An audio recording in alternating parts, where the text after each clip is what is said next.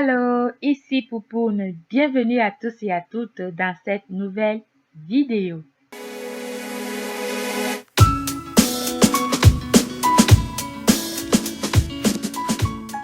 L'huile de coco maison.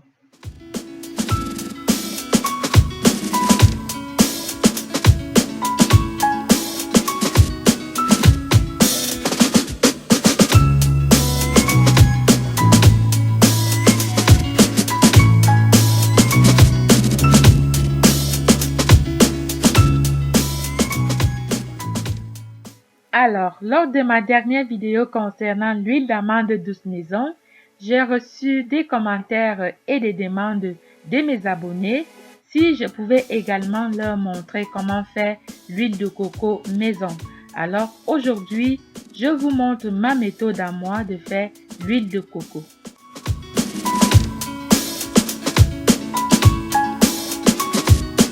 Tout d'abord, il faut acheter la noix de coco.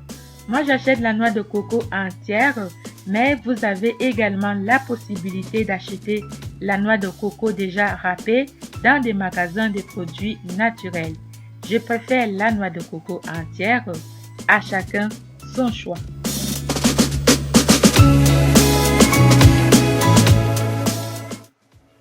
Première étape, c'est de casser la noix de coco. Alors pour ma part, ma noix de coco n'est pas vraiment fraîche. J'ai donc décidé d'enlever la croûte qui protège la chair de coco.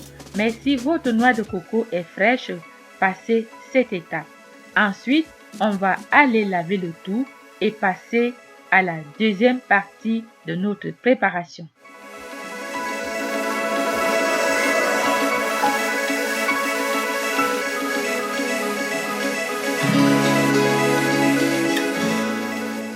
Deuxième partie. Alors, deux options s'offrent à vous. La première est celle que j'utilise présentement. Moi, j'utilise une centrifugeuse. Alors, l'avantage avec la centrifugeuse, c'est qu'elle sépare dès le départ la préparation en deux. Le concentré de noix de coco part d'un côté et les déchets vont de l'autre côté. Plus besoin de presser la noix de coco rapide. Alors, si vous n'utilisez pas de centrifugeuse, je vais également vous montrer la deuxième option par la suite.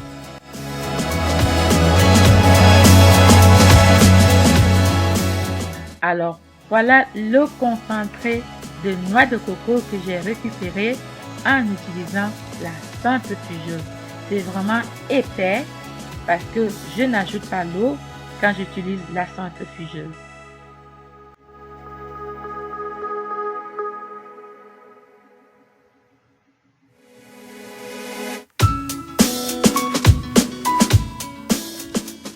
Ensuite, on va donc verser ce concentré dans un bol plastique en allant au réfrigérateur.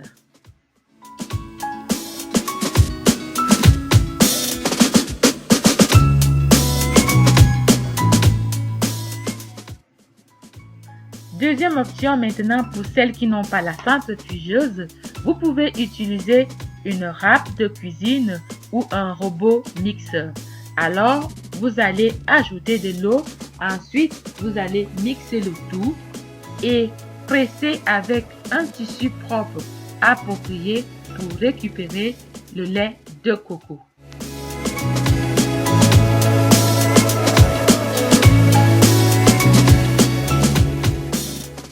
Voilà, vous pressez votre noix de coco râpée ou mixée pour récupérer le lait. Pour celles qui n'ont pas de centrifugeuse, cette option est pour vous.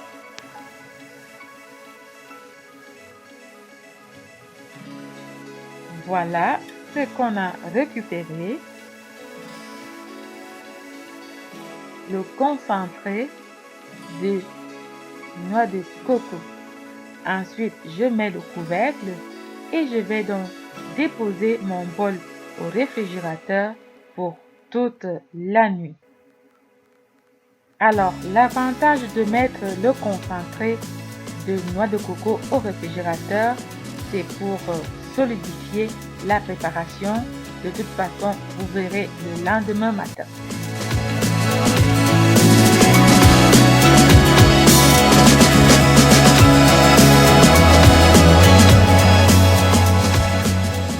Le lendemain matin, je commence par préparer mon plan de travail. C'est l'été, il fait beau, il y a des belles couleurs de fleurs partout. Ensuite, je vais donc récupérer notre concentré qu'on a gardé hier au réfrigérateur.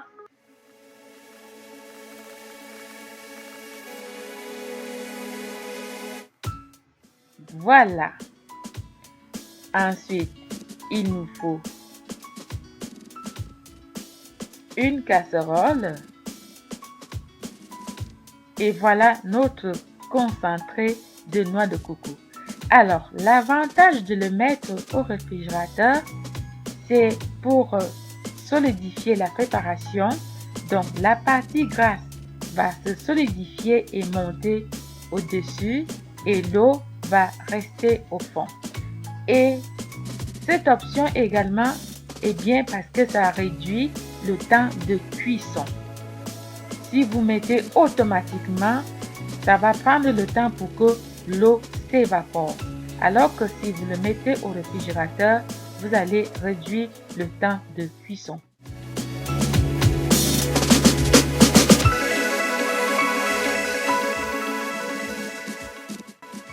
Alors, je me rends compte qu'il y a un morceau de la partie grasse qui est tombé au fond. Je n'ai plus de choix, c'est de diminuer et récupérer une bonne quantité de la préparation. Donc, voilà, pas moyen de le récupérer, donc je verse donc le tout dans la casserole.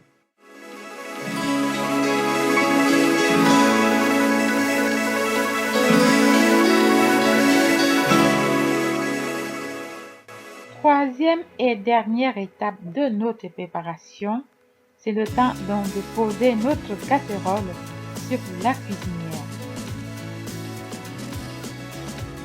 Il nous faut une spatule en plastique ou en bois pour remuer notre préparation et éviter qu'elle colle au fond si jamais vous utilisez une simple casserole. Pour ma part, j'utilise une casserole en Tefal, donc ça ne colle pas.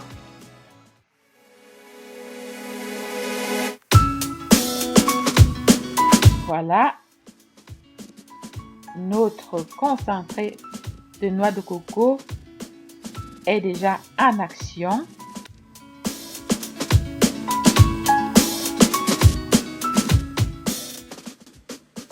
Et on voit bien que l'huile commence à monter à la surface.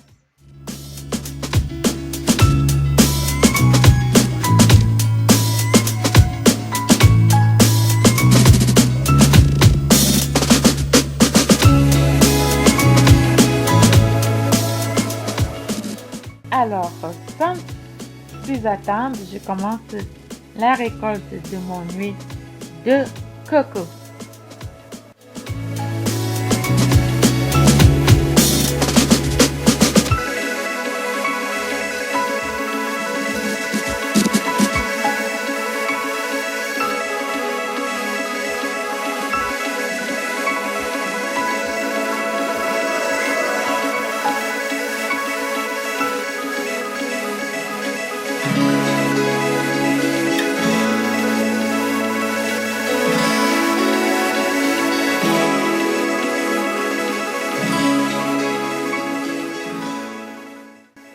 Et voilà, donc je filtre donc le tout avec mon coton fromage.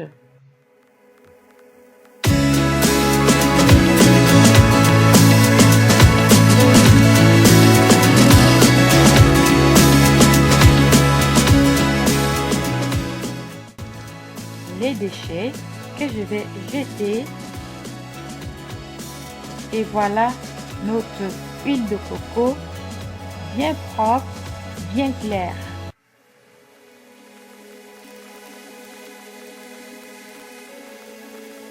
Et pour terminer, j'ajoute quelques gouttes de vitamine E.